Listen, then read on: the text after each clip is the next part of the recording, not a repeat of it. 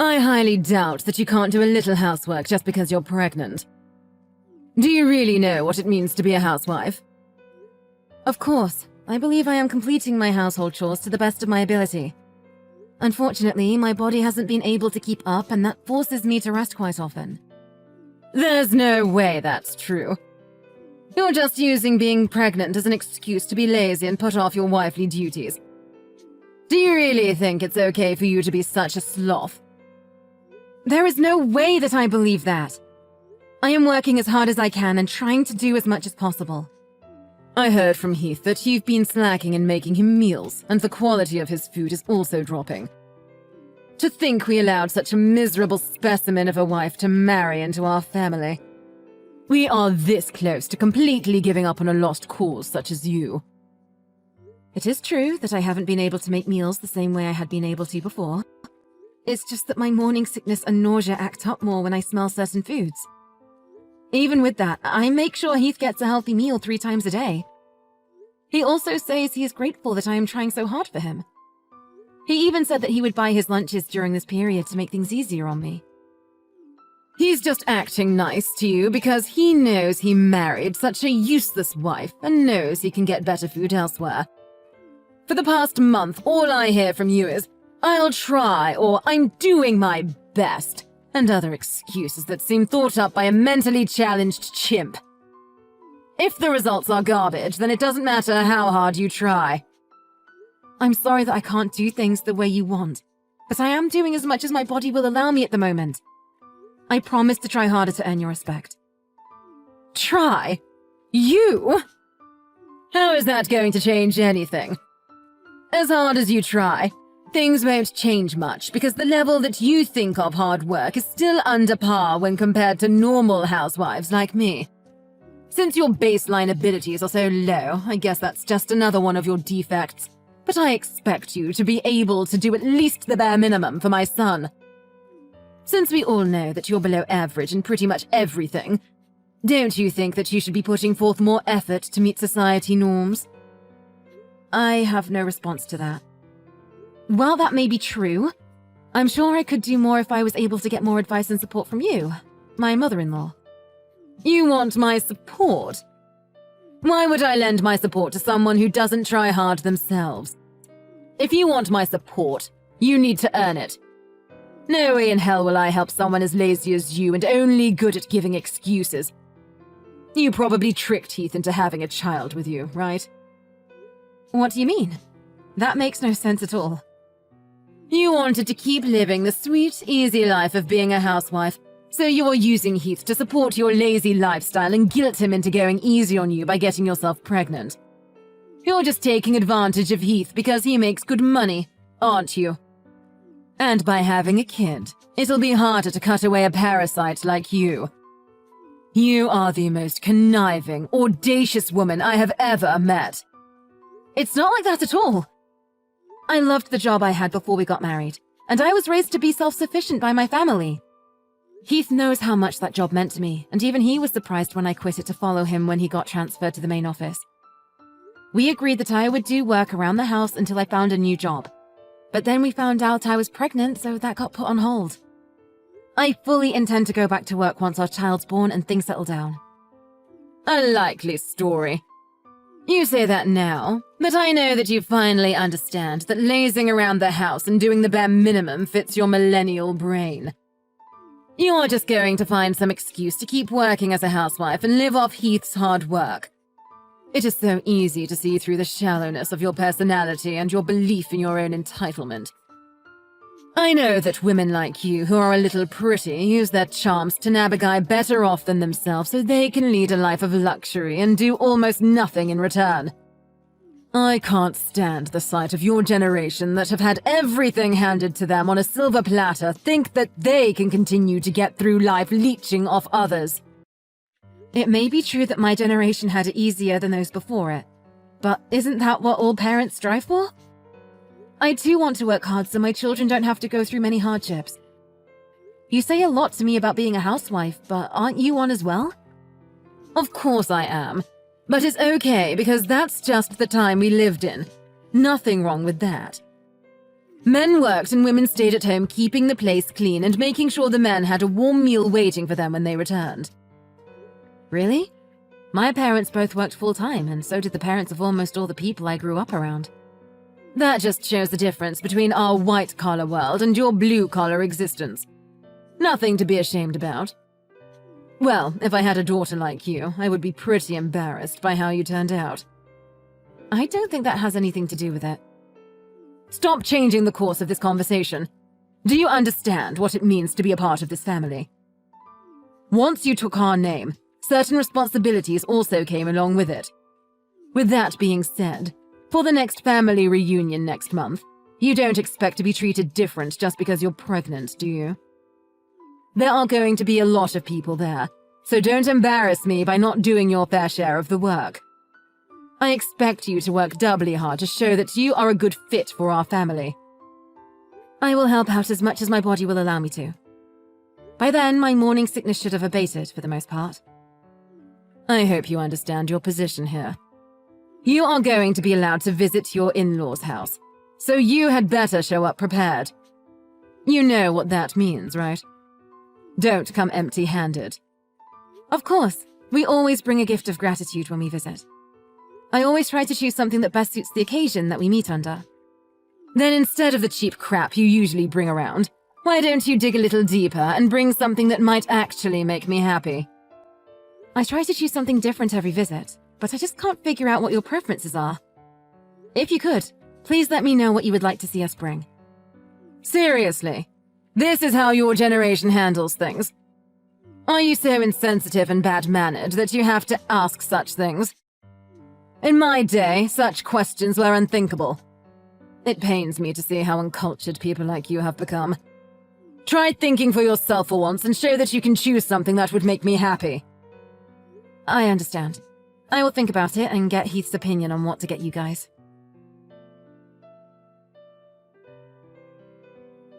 Hello, Sarah. Do you have a little time to talk?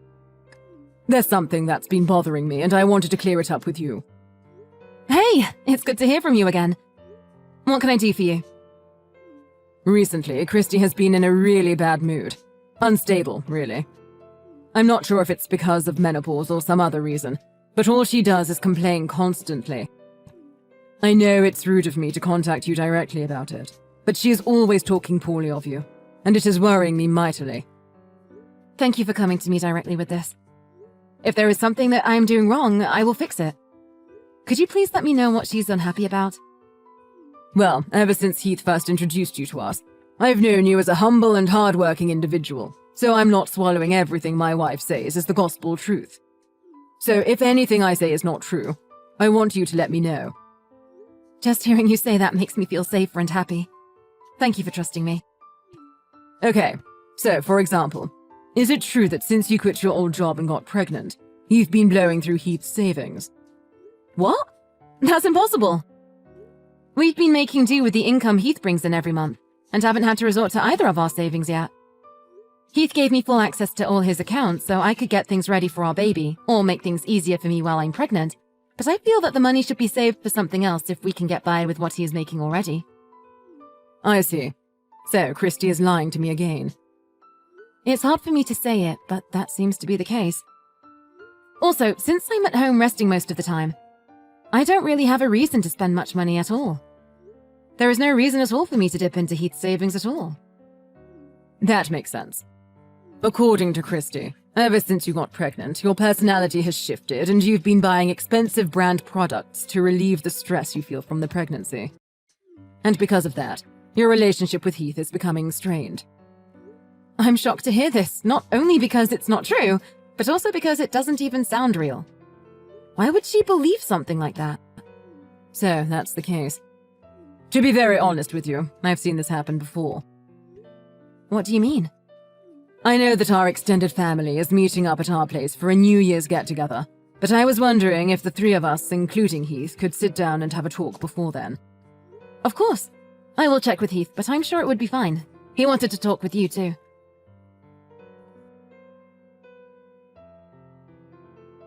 Your face was priceless. The expression you had after getting a pint poured over your head was hilarious. I wish I had a camera for it. I would frame it and put it up in our entrance so everyone could see the stupid look you had on your face. This is an example of a country bumpkin that decided to sit down for a minute instead of doing exactly what her mother-in-law told her to do. Would be the engraved caption under it. I only sat down for a minute. I didn't think that would enrage you enough to pour a whole mug of cold beer on my head. Did you really think you could take a break just because you're pregnant? How weak are you millennials anyway? It's in our house rules. Wives need to be eternally on their feet, ready to work. As soon as you decided to marry my beautiful boy, you agreed to live by my rules. So I expect you to work regardless of your physical well-being. I was helping out the entire day without rest. Not even being allowed to rest for a minute is too harsh. This is supposed to be a family, not an Amazon warehouse. It was like this when I married into this family, so I expect you to follow the same rites of passage. It's even within my authority if I decide to knock you to the floor when you are in my way or moving too slow. Are you serious? You have to be kidding. That would put the child I carry in danger. Then it's your job to protect them by not being lazy and working hard. It doesn't matter if you're pregnant. You just married into our family, so you need to sweat just to earn a place here. Next time I catch you resting, even for a second, you will find your butt out on the street so you can think about how useless you are being. Don't worry, I'm never coming back.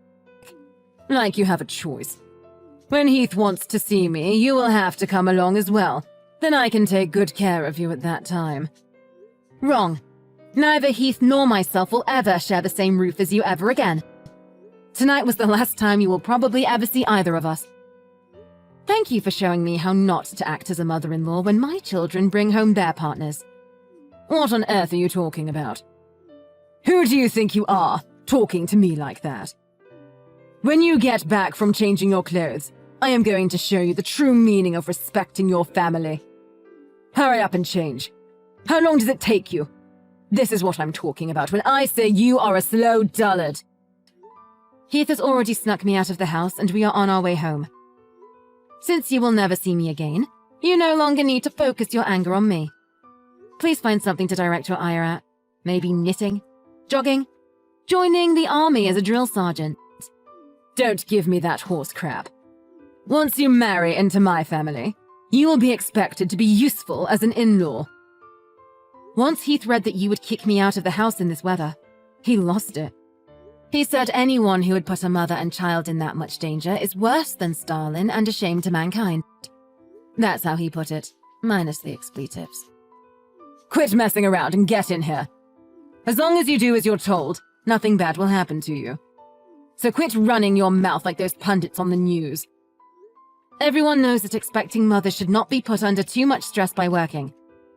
You know this better than most, don't you, Christy? What kind of weak snowflake talk is that? Quit acting like a victim and get back here. You are so caught up in your self-righteous ranting that you haven't looked around the room at all, have you? Where is everyone? You've just been projecting your own disingenuous ideals onto me this whole time, haven't you? The lazy daughter-in-law that always shirked her duties was you, wasn't it? How dare you? How would you know anything? I heard everything from your husband. When you were pregnant with Heath, you used that as an excuse to completely stop doing housework. He said that he would come home to a dirty house and no food in the kitchen, but find you in your famous reclining Buddha pose on the sofa, laughing and snacking in front of the TV. Famous? What's that mean? Yes, it's an inside joke amongst the whole family. You were probably in that pose on your sofa during most of our conversation, weren't you? How dare you? No, I wasn't. Aunt Shelley snapped a pic and sent it to me before she snuck out 15 minutes ago. Colin showed me his collection of pictures he's taken of you over the past 20 years. On that couch, in that pose. I actually peed myself a little laughing looking at them. I would like to blame it on the pressure the baby is putting on my bladder, but it probably would have happened regardless. Lies. Horrible lies. Back to the salient point. When you were pregnant, you used that as a shield to avoid doing any chores even when you felt fine. In fact, You always bragged that you never once experienced morning sickness to your friends after Heath was born. You went on shopping sprees with his credit cards, claiming that it was the only way to relieve the stress you felt from the pregnancy. Whenever someone confronted you about your behavior, you would go into histrionics and enter drama queen mode. I don't know what Trevor told you, but it's obvious that those are all lies. I even heard similar stories from his siblings, cousins, and nieces and nephews. So with so many corroborating stories, it's difficult to believe your claims that they are all lies. How could you? Why would you stick your nose so deep into our family's affairs? There is no reason for Father to lie. In fact, these stories only make him look bad for letting you walk all over his family name. There really was no need for me to talk to so many other family members, but once they heard that I was looking for more evidence, they began contacting me instead. Trevor telling me his story had the effect of the little Dutch boy taking his finger out of the hole in the dike. There's even a group chat full of family members trading stories about you named A Compendium of Caligula Christie's Chronicles. You can credit that clever alliteration to Heath. This is the most humiliating thing I have ever heard. Oh, it gets worse. Colin made an internet forum of the same name and it blew up. Oh, what? It's better if you stay clueless about that one. How could you do something so terrible to me after all I've done for you? Me? I just asked questions if my treatment at your hands was par for the course in this family, and obviously it wasn't. How dare you put me on the spot like this? So what if it's true? What are you going to do about it? I'm not going to do anything. The beer incident that you so enjoyed inducing seems to be the straw that broke the camel's back. Trevor has had it and intends to cut you off completely. What do you mean? Where is he? He's in the passenger side next to Heath. Why did you take him with you? What are you going to do to him? Whoa, stop jumping to conclusions. We didn't take anyone. He wanted to come with us because he was sickened by what you did tonight. He was in tears and on his knees begging us for forgiveness, even though he did nothing wrong. Why does he have to apologize? You were the one who was being lazy. You were the one loafing around your entire life. Trevor. No way. Yes way. He decided to reply to that after reading it. Tell Trevor to stop coddling you and get back here where he belongs. It seems that you were always the abnormal one. His parents disliked you from the beginning, but he stuck by you out of duty and the hope you would become a better person. That's not true. They loved me like their own daughter. I was the best daughter-in-law they could have ever asked for. You never brought gifts. You entered their house without greeting them. You acted like you owned everything. You disappeared into the bathroom whenever it came time to clean up during family get-togethers.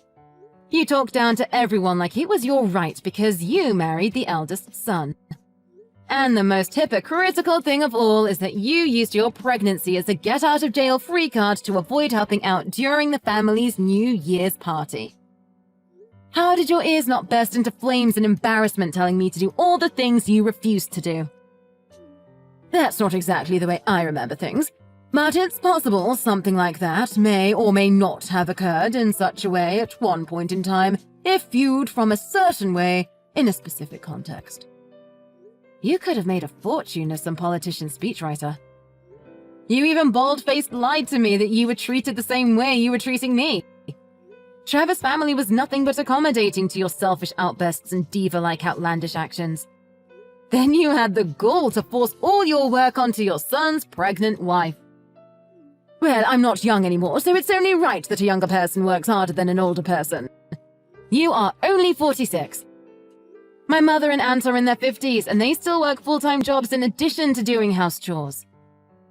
I think I have arthritis and cataracts, so it's dangerous for me to work too much. Well, new excuses. I've had enough. I am tired of your bullying. Father, Heath and I are done with your indolent and reckless behaviors. So before you can harm me or the life I carry within me, we will leave your life. Wait, what do you mean by that? Speak more clearly. Come back here and say that to my face, you coward. I already said that I will never share the same building with you again. Heath and Father won't allow me, and I don't want to. None of us want anything to do with you anymore. Trevor will return in time, but when he does, it will be to make sure you leave his house. What? Why do I have to leave my own house? He's done with your erratic, hypocritical outbursts. He said he was fine overlooking your behavior up until now because it only made him look bad and didn't directly hurt anyone. But once you threatened the happiness and health of his son's family, you had gone too far. Fine. So as long as I let you ignore doing housework around here, it'll be fine, right? That is the least of the issues you've perpetrated. Dumping cold drinks on a pregnant woman and threatening to kick her out into the winter cold are actions of a psychopath that are unacceptable in any society. Trevor says you need to look back on your actions and live your life accordingly. Okay, I get it. Tell him to stop blowing this out of proportion and come back here so we can talk things out amicably. He's reading these messages himself and he says he has nothing more to say to you. He wants you out of our lives before you can hurt his grandchild. Fine. I apologize. Tell him to forgive me and come back home. Your narcissism really has no bounds, does it? You really don't see the double standards you set for yourself and other people, do you? What are you talking about? I treat people the way they deserve to be treated and expect people to respect me the way I deserve to be respected. It's only fair. This is the self-centered behavior everyone is talking about.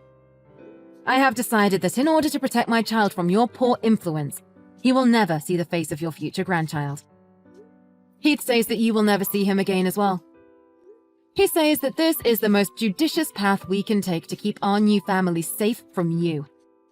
Your conceited, egomaniacal actions up until this day have led to this conclusion. You've had an easy ride up until now, so it is high time that you learn how to work for your meals.